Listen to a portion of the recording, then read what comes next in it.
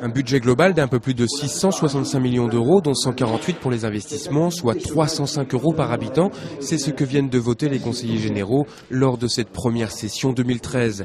Côté économique, des pôles d'activité spécialisés autour des technologies vertes et du numérique et deux objectifs principaux, l'aide à l'embauche pour les TPE du premier salarié et le soutien aux investissements des entreprises dans les communes rurales. Il nous faut garder cette harmonie que nous avons la chance d'avoir en Vendée. Vous n'avez pas une commune qui n'a pas une petite zone artisanale.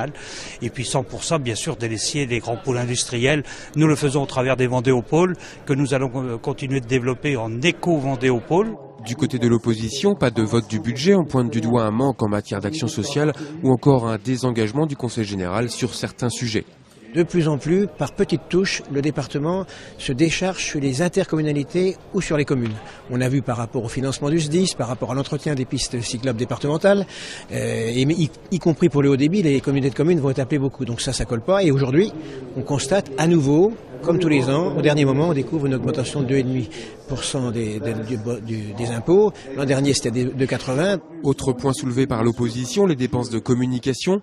La majorité répond en évoquant le Tour de France ou encore évidemment le Vendée Globe et leurs retombées économiques et insiste sur ces dépenses en matière de solidarité, compétence propre d'un conseil général et qui reste le poste de dépense le plus important et de loin, avec sur 100 euros dépensés, près de 37 consacrés à l'aide aux personnes les plus fragiles, personnes âgées, personnes handicapées ou en marge du marché du travail.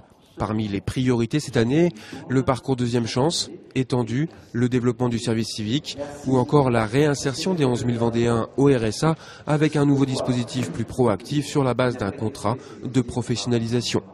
L'idée, c'est de transformer des dépenses aujourd'hui qui sont des dépenses sociales passives en dépenses sociales actives, c'est-à-dire d'insertion économique.